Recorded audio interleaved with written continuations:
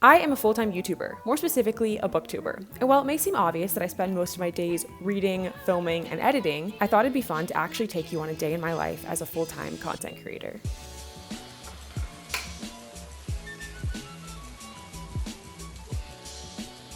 It always feels so weird filming these clips because obviously I didn't just wake up. I had to wake up, set up the camera, get back in bed, and then pretend to wake up. But this is a behind the scenes of a day in my life of being a full-time booktuber, so I felt like I had to tell you for transparency.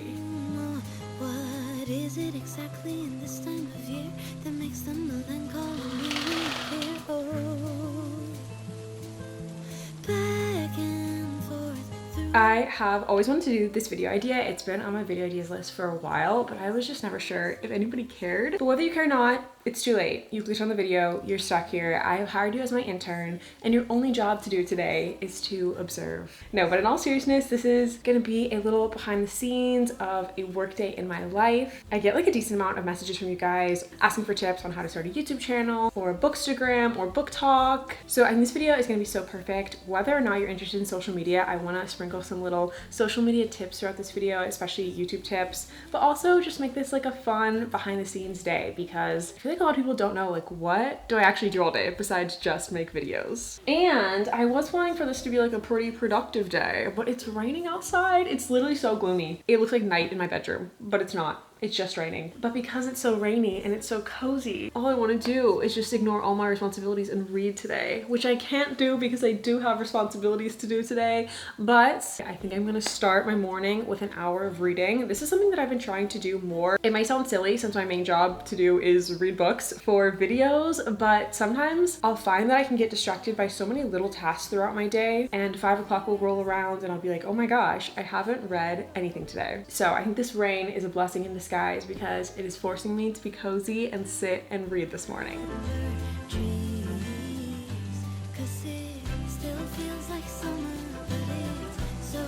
I'm currently reading Finale for a finishing every single series. I'm in the middle of video and this is the last book in the series. I'm just obsessed with this series so much. I feel like I've talked about this series a lot at this point and everything I say is it's magical. I'm obsessed. I would die for the romance. And there's just so many twists and turns. Let's get to our 1 hour of reading.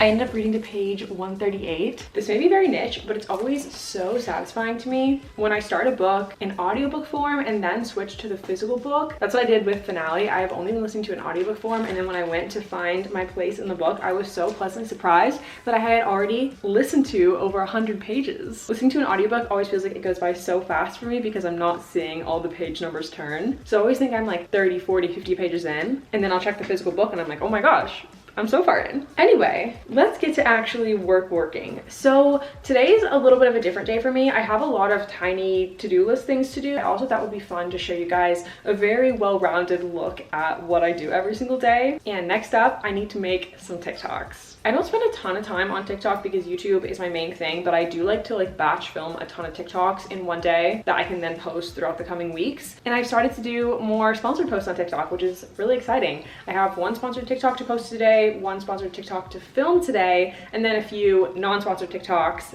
that I want to film. And one of those non-sponsored TikToks that I want to film is Get Ready With Me Book Edition. I think this idea is so cute. I basically get ready as a book character, and I also need to literally get ready today. So I'm going to start with that TikTok first, and then I'll get to all the other TikToks that I have to do.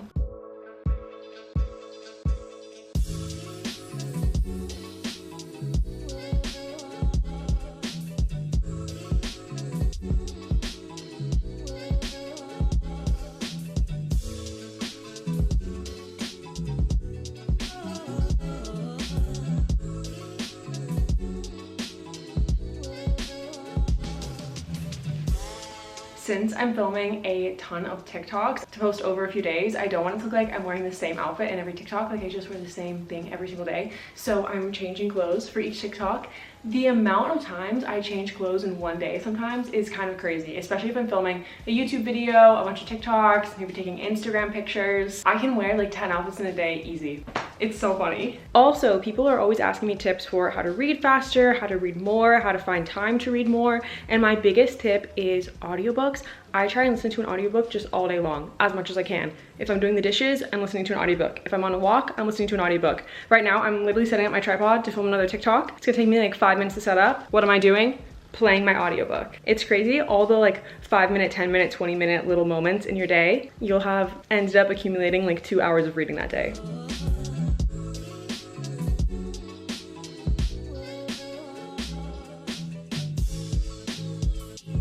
TikTok's done, and this should be my final outfit for the day. Let's talk about video editing. I'm not gonna edit a video in this video because when I edit a video, it's just me sitting behind my computer for like 1 to 2 days straight, which is not very exciting to watch. But I think it's important to talk about editing. It's such a huge part of content creation and definitely the most time-consuming part. If you are just getting into video editing, I would really recommend checking out Filmora. They have a desktop application and an app. When I first started making YouTube videos, learning to edit was so hard. It was the hardest part. There are so many applications out there that are not super user-friendly, but I really, really love how easy to use Filmora is. And they have all the editing features you need, like cutting and trimming clips, a text tool where you can make custom text or use their text presets. They have really fun effects and transitions along with stickers. I love the stickers tab because I'm always Googling to find graphics to download and then bring into my editing software, but here everything is all in one place ready for you to use. My 2 favorite features are their text-to-speech tool to create auto captions and their AI music generator that allows you to type keywords and have music auto picked out for you.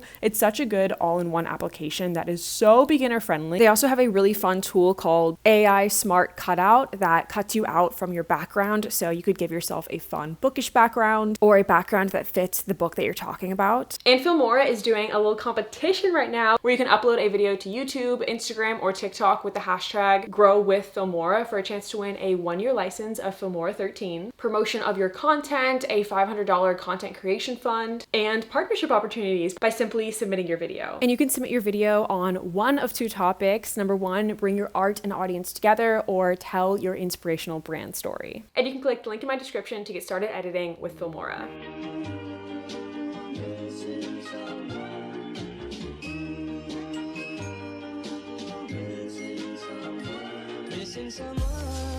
My top 2 YouTube tips is to number 1, pick a niche, and to number 2, be very unique and creative. That sounds really generic, so let me explain. I first started my YouTube channel when I was 12, which is a very long time ago. And for so many years, I just made random content every single week. Some weeks I'd make a vlog, sometimes it'd be a fashion or outfits video, I'd make school content, like just literally anything and everything I wanted, which there's nothing wrong if YouTube is just a hobby for you. But I think if you're wanting to take it to the next level to try and make it your career or to just grow a small audience, I think I never needed YouTube to be my job, but I was always bummed that no one really watched my videos. I loved the social part of social media, the idea of having a community, even if it was a small one on my channel. And I actually was ready to just completely give up on YouTube. There was a point where I was like, this is never gonna grow. I've been doing it for so long and it never has. And I really was totally at peace with it and was like, okay, I'm gonna stop making what I think is gonna do well and just make what I actually wanna make. Around this time, I had become really obsessed with reading. So I was like, okay, no more random lifestyle vlog, fashion content. I'm gonna make book content. I don't care if 2 people watch it or 2 million people watch it. If I can chat with like 2 people about books in the comments, that would be so cool. So I started making book content, and more specifically, I was only reading romance books at the time. And I think having a very specific niche, and I'm talking specific, like don't just choose fashion content, choose sustainable fashion content that's really specific to your unique style, something like that. Because then it didn't matter if people knew who I was or were invested in me and my life. They could just see, oh, I'm interested in the books this girl's reading. Let me watch her videos because I want to know about these books. Versus with generic vlog lifestyle content, it's hard to get someone to click on your video unless they're already invested in you and your life. And secondly, for being creative, one of the first videos that ever did well on my channel was going to every single bookstore in Austin. And I think this one did so well because I hadn't seen something like this done before. The idea of going to a ton of bookstores in my city all in one day if possible. And it was really specific to me living in Austin. It's so easy and tempting to look at what everyone else is doing and think, this video did well for someone else, I'm just gonna copy exactly what they did. I think it took me being creative and making original content that I was actually passionate about and that was actually unique to me for that to resonate with people. I got packages. Let's address the big ones. I literally almost forgot that later today, I have a fun social event with Notability. Oh my gosh, they sent me so much stuff. I don't know if you guys remember, but early in the summer, I went to Boston with Notability as my first ever brand trip, and I met so many amazing other content creators there. It was so much fun. And I have a long-term partnership with Notability, and they're hosting a Zoom social for all of us tonight, which is gonna be so cute to get to see everyone from the Boston trip again. And tonight on our social, we are making spooky charcuterie boards, which, like, how cute. Okay, let me put the groceries away and then we'll open the 2 book packages I got. Okay, this package I bought, and then this package got sent to me. Let's open this one first. It's literally so cool getting sent book mail. I make a good amount of book hauls, and I definitely would not be able to do that without all the book mail that I get sent. Okay, this one is from Entangled Publishing, who absolutely spoils me, by the way. They send me so many books. Look at this cover. It's like the old covers with like the shirtless men. That is really embarrassing to carry around, but that doesn't mean it's not a good book. Like The Deal by Elle Kennedy, same thing. Shirtless man, literally just abs. And that's the best book ever, but it is not subtle. Anyway, let's see what this book is about. The male love interest is a Norse warrior. That's kind of fun. I'm watching the show right now called Vikings. It involves Norse mythology. So I think this would actually be kind of fun to read because I know a decent amount about Norse mythology now. I'm so excited for this package. This is from Illumicrate. They make special edition books, and I bought a bunch of individual special edition books, but I just got off the waitlist to subscribe to their book subscription box, and I have no idea what book is in here. And it also comes with a few items related to the book.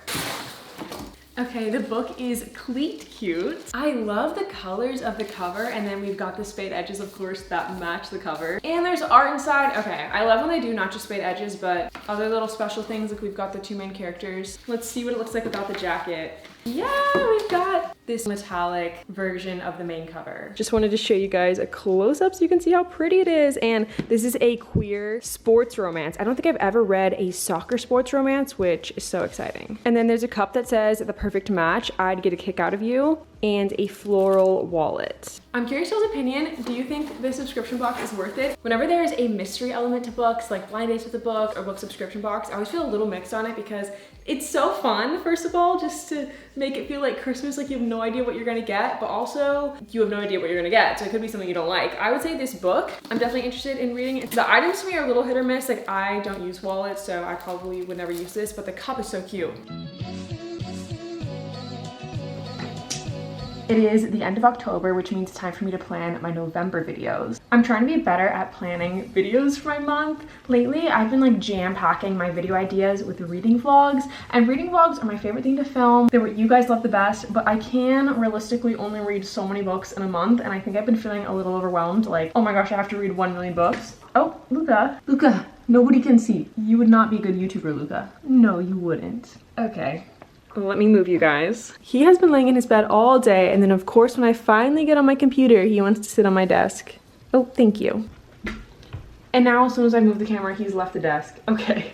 Anyway, basically I've been trying to get better about planning my YouTube videos to where I have a mix of reading vlogs, but also videos where I don't have to read any books, like TBR videos, book shopping, book hauls, things like that. And I want to make a nice stress-free schedule for myself. So that's my goal right now. Or are you joking? I ended up putting Luca's bed on my desk so he would have a little spot to sit. Then I got to planning. I've started to plan out what I need to do every single day of the month, what I need to film that day, if I need to edit that day, what day things are going live, just to help me stay organized, or else I have a really bad habit of getting behind.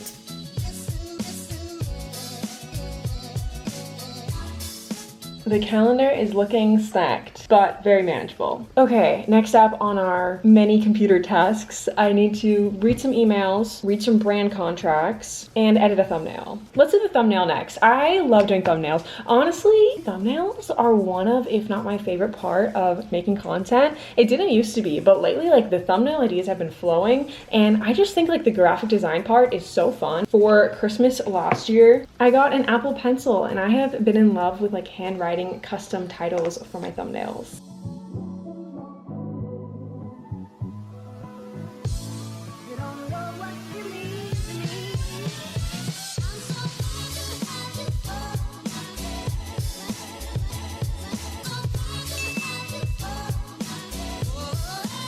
And lastly, it's time for emails and reading contracts. Whenever I first started gaining some traction with my book content and started having brands reach out, emails from brands stressed me out so much because I just had no idea, what do you charge? What are things that should be included in a contract? What are things that shouldn't be included in a contract? And there's not a ton of information out there that I was able to find at least a year ago on all of this information. I think there's a lot of secrecy because a lot of contracts I have with brands don't allow me to reveal what the rate that I'm charging is or other contents of the contract. So if you are in the position that I was in a year ago of trying to figure out what to charge, I would say pick a number, charge that amount, and then the next email you get from a brand, charge a higher amount, and then the next time charge a higher amount, and see kind of what sticks. Don't be afraid to ask for too much and lose out on one opportunity or two opportunities to be able to find that good middle ground of what to charge. And also when brands first start reaching out to you, I got so many free product offers. No one wanted to pay me anything, which my channel was really small, so I completely understand. And at the beginning, I was taking all these free product opportunities, which is totally fine if you want to do that, but do take into account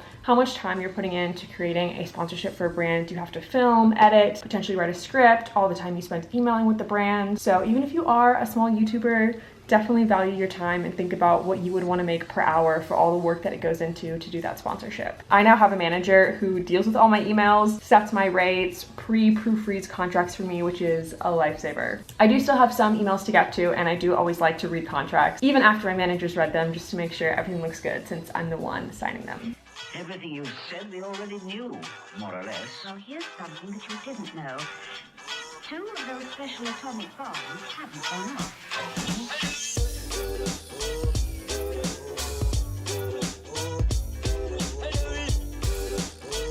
Oh my gosh, so the spooky charcuterie social with notability is supposed to be at 6 p.m. That's what I thought, but it's 6 p.m. EST time, which I'm in Central Time. I thought I had like an hour and a half till it started, but I have like 30 minutes, which wouldn't be a problem except that we're all gonna dress up for Halloween for it. So I need to get in costume ASAP. I have quite a few costume options. So for this year, my costume is gonna be the Queen of Hearts, which I'm so excited about. I feel like I haven't gone this full out for a costume in a long time. Part of the stuff I bought for it and part of the stuff I'm DIYing for it. I have not done the DIY portion yet, so this will be my official Halloween costume, but for tonight I'm gonna be pulling an old costume out of my closet. I have a ton of costumes that I've used over the years that in an emergency I can pull out for anything. I've got a zombie costume that's super fun, but it takes me a while to do the makeup. I've got a Hermione Granger costume, but normally I like to do my natural curly hair for this outfit to match Hermione's hair. So I think I'm gonna go with my Daphne costume from Scooby-Doo.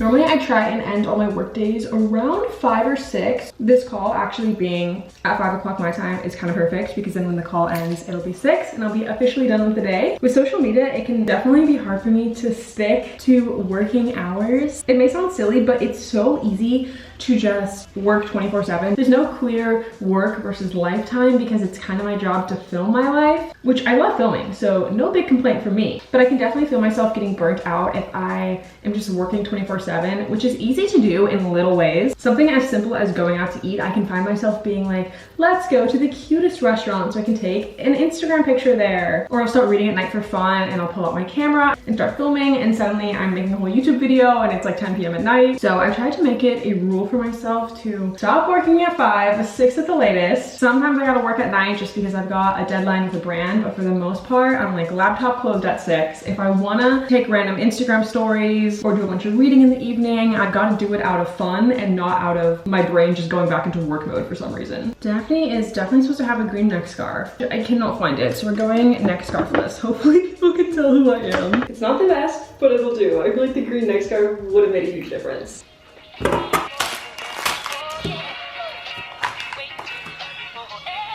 So it turns out nobody dressed up. Everyone was just chilling in their PJs and sweatshirts, which was cute. So here's me casually taking off my costume like I never wore one. Honestly, you couldn't tell that I was wearing a costume anyway. I did not look like Daphne, so definitely for the best. And then we got started making the charcuterie boards. It was so cute. The class was put on by this company called JustAli. This is not sponsored. I just think it's such a cool idea to host a Zoom class. I would love to do this with my friends or family. And then they really delivered on the spooky charcuterie. We made little pumpkin cuties. And as you saw in the clip before, we dipped strawberries into white chocolate to make ghost berries, and then we cut our cheese into a coffin shape.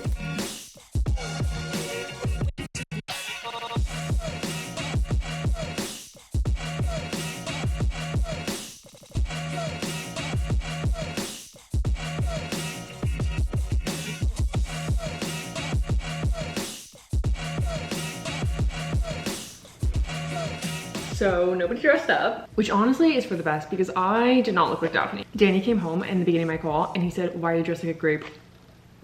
So true, so true. Honestly, I looked more like a grape than Daphne. I was just thinking the whole time, imagine if I came dressed as a zombie, just like a full zombie costume, like fake blood dripping off me. That was my plan until I got the time wrong and was too late to do that. That would have been so funny and awkward. Anyway, it's totally fine no one dressed up. It was definitely like a chill, cozy, like girls hangout night, which was very fun. Anyway, I will probably leave you guys here because I think this is gonna be my dinner tonight. There's literally so much food.